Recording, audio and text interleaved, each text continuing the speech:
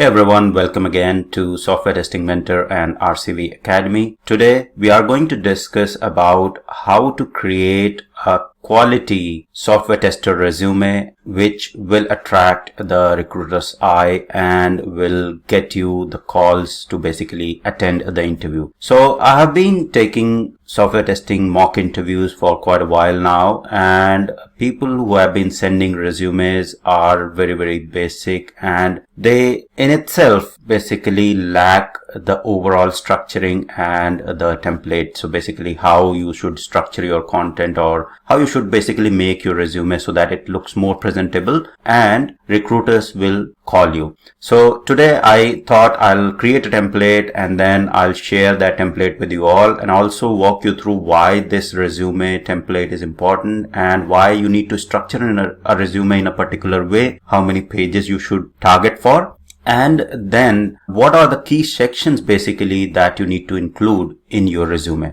So before we get into all those details, the first and foremost thing to understand is why you need to have a good software tester resume, or why resume is important, right? So good is second part. First thing is why it is important. So why a resume is important? Because it's a first interface, right? It's something which anyone who is going to interview you or look at your profile, that's the first thing that they look at.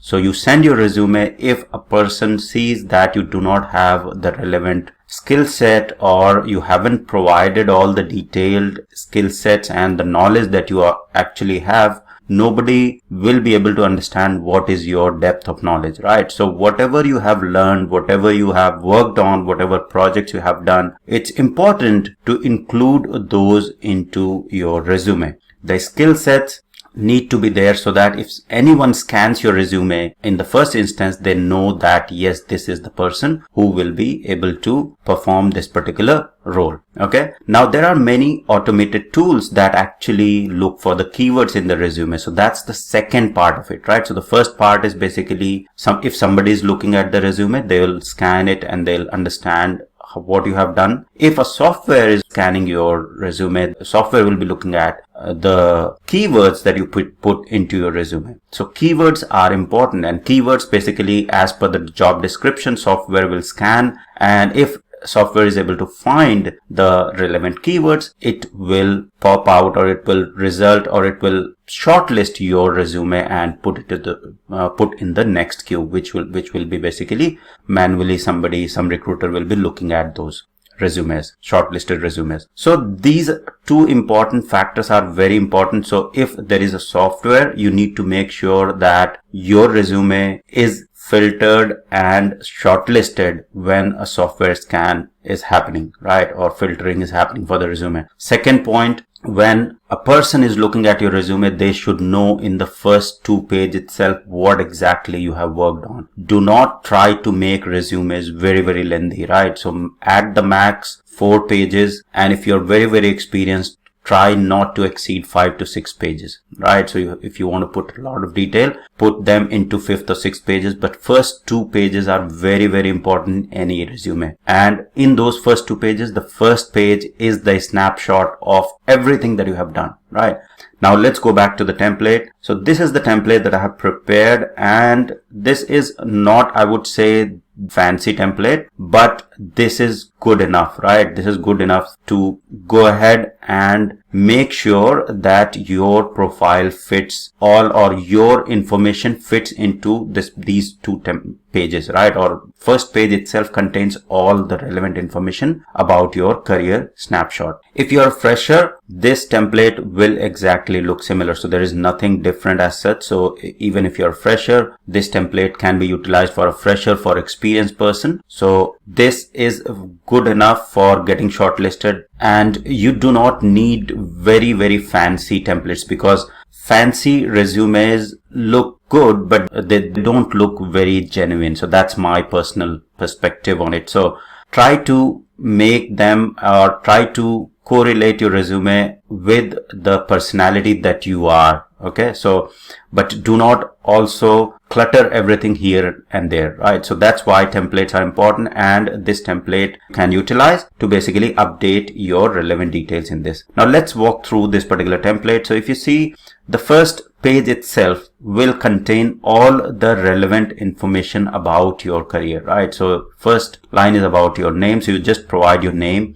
In the personal details, provide your contact information. So your mobile number, your email, LinkedIn profile, which is very, very important, and the location where you are at. So location is important in terms of you can include it with your current location, but do not need to include your full address, right? So that is not required. So a couple of things are not relevant and not required. So in location, you can just mention, say, for example, Bangalore, India, New York, USA, right? So just that information is good enough for the recruiters or the tools to basically scan and see that where this particular person is located and is looking for the jobs.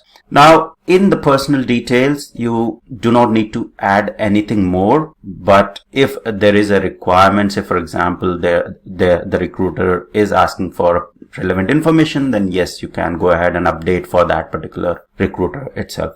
Then coming to the experience summary. Experience summary is the summary about your overall experience. So I have put couple of points there, but these are don't just take them as is. Experience summary is the summary for your personal experience in the software testing industry or QA industry or automation, right?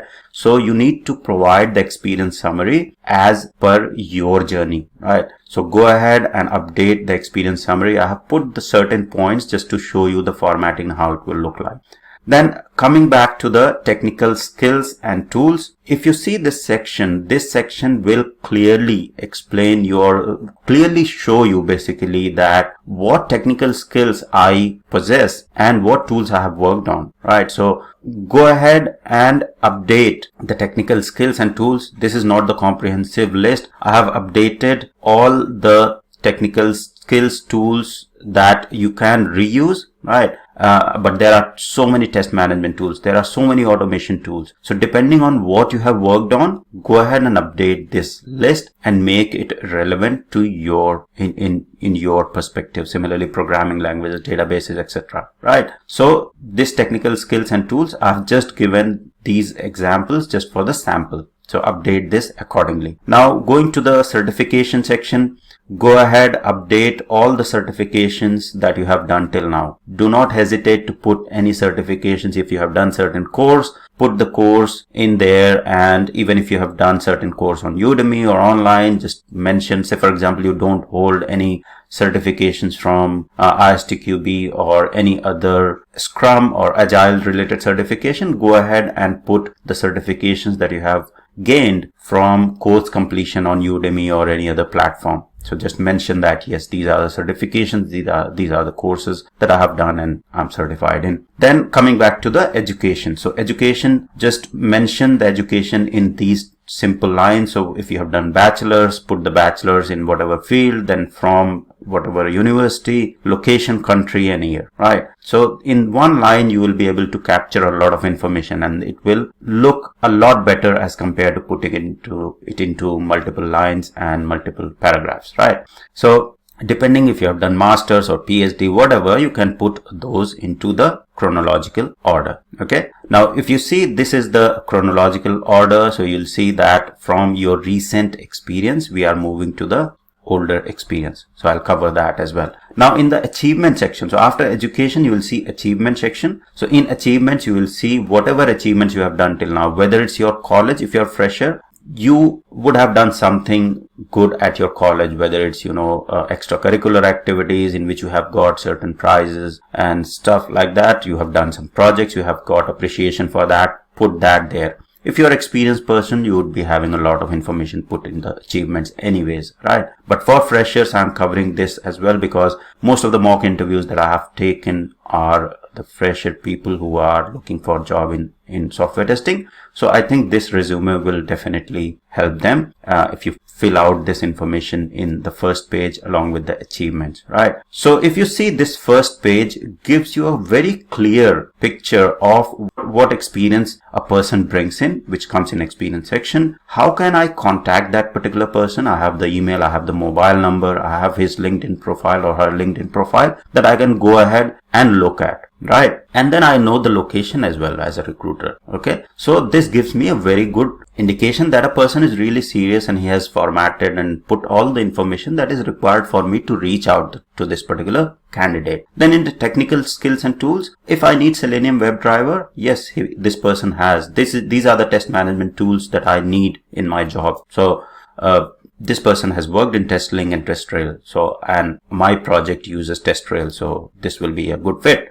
And then this person has worked in Jira and Confluence, so we use Jira and Confluence, this will be a good fit. So that's how they basically shortlist. And then in the certifications, they vouch for your overall knowledge and experience. So you put your certifications. Education is very important, and achievement. So these things in your first page will give the recruiter a very clear picture about you, and this will keep you ahead of all other bad resumes that are sent out there. Okay, so that's why it is important to keep key information in the first page itself. Moving to the second page, right? So in the second page, you have this professional experience. Now, when I talk about the first page, many people won't be able to fit in all this information in the first page. In that case, if it moves to the next page, that's absolutely fine. But do not try to write the stories in the first page. If you can stick to the first page, all the information, that's what we want,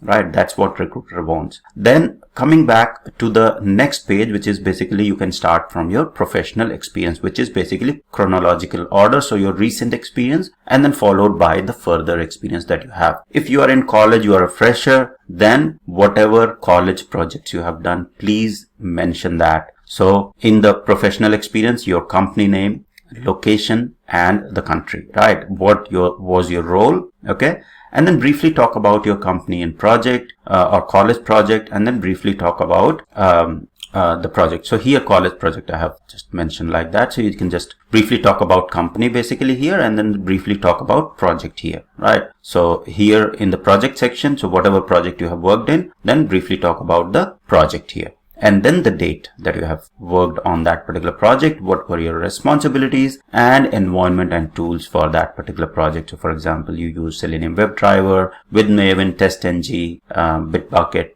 and all other tools that you have used in that particular project. You just put those into environment and tools section. Right. Now, this is for the experience. Now, for the fresher, similar thing. So, role as such, you can skip if you're a fresher. In the company section, you can skip. So, usually you can just basically, you can provide your project, right? So, you can just say, as a college graduate, you worked on this particular project. Talk about your project, what you did, right? What you did in the project, what were your responsibilities, and what environment and tools that you used. Okay. So, you can use exactly same template, just tweak it a little bit if you are experienced and you are a fresher accordingly. Then in chronological order, you can follow the similar approach: company name, location, role, and then talk about the company, the project, role, the name, responsibilities, and environment tools. So you can just go ahead and keep putting your experience, professional experience, in further pages. Do not exceed too much, right? The max you can go is like 5 to 6 pages, the max. That's not recommended, but yeah, I mean, if you are like 10 to 15 years experience candidate, you can utilize 5 to 6 pages to explain your projects. If somebody is very interested in knowing what all detailed projects you have worked in, you can go ahead 5 pages or 6 pages. But above 6 pages is basically not good in terms of resume. The ideal length is 3 to 4 pages. Stick to 4 pages, not more than that, because 4 pages is good enough to explain what you have basically worked on, right? And the rest is after shortlisting. You will be facing the interviews anyways, and rest you will be able to explain what all you have worked on. So the first thing is this interface, the resume, and resume should tell the recruiter or the software what all you have worked on so that you get shortlisted. Once you face the interview, then you can explain what you have all worked on and how you have achieved the overall project goals that you have mentioned in the resume. The last part that you can specify is the references. So basically references you do not need to specify as such in the resume. You can just mention references available upon request, because once you get shortlisted, go through the interview process, you will be asked for references, and then you can provide the references accordingly. All right. So I think that's pretty much it. Why your resume is important, what are the key sections that you need to include, and then how you can use this particular template to make your resume and circulate it for the software tester and QA job. So I'll upload this particular template and I'll provide the link for this template in the description section. So go ahead and download this template and make sure that you update your experience and details in this particular template and make it more presentable for your next software testing and QA interview. So that's all for this tutorial. I hope it was helpful. Thank you very much for watching.